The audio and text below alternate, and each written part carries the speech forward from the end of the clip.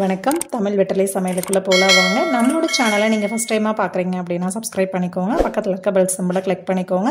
All பட்டனையும் select பண்ணி விட்டுருங்க ஃப்ரெண்ட்ஸ். அப்போ தான் நான் போடுற வீடியோ உடனுக்குடனே உங்களுக்கு நோட்டிஃபிகேஷனில் வரும். வாங்க வீடியோக்குள்ளே போகலாம். இன்றைக்கி நம்ம சூப்பரான கேரளா ஸ்டைல் சம்மந்தி தான் செய்ய போகிறோம். அதுக்கு ஒரு நல்ல இரும்பு கடாயை நான் ஹீட் பண்ணியிருக்கேன். கொஞ்சமாக தேங்காய் சேர்த்துருக்கேன்.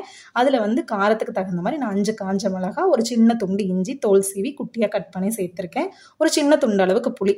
இதை மட்டும் ஜஸ்ட் நம்ம ரோஸ்ட் பண்ணி எடுத்துக்க போகிறோம். அதோட பச்சை வாசனை போகிற வரையிலும் இதை மட்டும் நம்ம நல்லா எண்ணெயில் பரட்டி எடுத்துக்கலாம். அடுப்பு நல்லா குறைச்சி வச்சுக்கோங்க.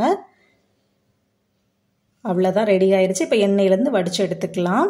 நான் என்னோட காரத்துக்கு தகுந்த மாதிரி ஒரு 5-6 மிளகாய் சேர்த்துருக்கேன். நீங்கள் உங்கள் உரப்புக்கு தகுந்த மாதிரி மிளகாய் சேர்த்துக்கோங்க.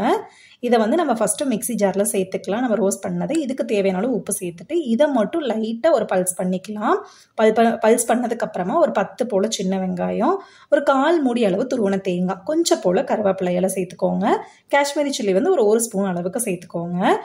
நல்லா ரொம்ப நைஸாக அரைக்கக்கூடாது, தண்ணியும் சேர்த்துக்கூடாது. கொஞ்சம் ஒரு மாதிரி இந்த போல் பிது பிதுன்னு இருக்கணும். அந்த போல் அரைச்சி எடுத்து நம்ம ஒரு பிளேட்டில் மாற்றிக்கலாம். அவ்வளோதான், ஒரு பிளேட்டில் மாற்றி எடுத்தாச்சு. இது கொரகொரப்பாக இருந்தது அப்படின்னாலும் இது சாப்பிட்றதுக்கு நல்லாயிருக்கும். ரொம்ப நைஸாக இருந்ததுன்னா நல்லா இருக்காது. இந்த போல் பிளேட்டில் மாற்றியாச்சு. மாற்றினதுக்கப்புறமா மேலால் ஒரு 2 ஸ்பூன் அளவுக்கு தேங்காய் சேர்த்துக்கலாம். 2 ஸ்பூன் அளவு தேங்காய் சேர்த்தியாச்சு. இதை நல்லா ஒருக்க மிக்ஸ் பண்ணிக்கோங்க. மிக்ஸ் பண்ணிவிட்டு உருண்டை போட்டு வச்சுக்கலாம். ஏன்னா இது உருண்டை எதுக்கு போடுறோம் அப்படின்னா உணர்ந்து போகாமல் இருக்கிறதுக்காக நம்ம உருண்டையாக பண்ணுறோம். இதை நீங்கள் வேணும்னா சாப்பாடையில் தேவைப்படுற அளவு எடுத்து நீங்கள் பிசைஞ்சு சாதத்தில் சேர்த்துக்கோங்க. அதே போல் அப்போ தேவைன்னா எண்ணெய் சேர்த்துக்கலாம். எண்ணெய் இல்லைன்னா நெய் சேர்த்துக்கலாம். தேங்காய் ஃப்ளேவர் பிடிக்காதவங்க நெய் கூட நீங்கள் ஆட் பண்ணிக்கோங்க. ரொம்பவே சூப்பராக இருக்கும்.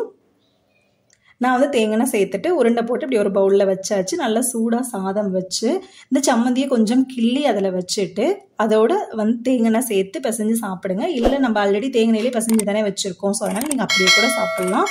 ரொம்பவே சூப்பரான கேரளா ஸ்டைல் சம்மந்தி ரெடி ஆயிருச்சு. இது பயங்கர டேஸ்ட்டாக இருக்குது. டக்குன்னு செய்யக்கூடியது தான். ஒரு சாம்பாரோடு வச்சு சாப்பிட்லாம், இல்லைன்னா வெறுமனே சாதத்தோட கூட வச்சு சாப்பிடுங்க. ரொம்பவே சூப்பராக இருக்கும். கண்டிப்பாக அதை எல்லாரும் ட்ரை பண்ணுங்கள். எப்படி இருக்குன்னு சொல்லிட்டு கமெண்ட் பண்ணுங்கள். நம்மளோட சேனலை சப்ஸ்கிரைப் பண்ணிக்கோங்க. தேங்க்யூ.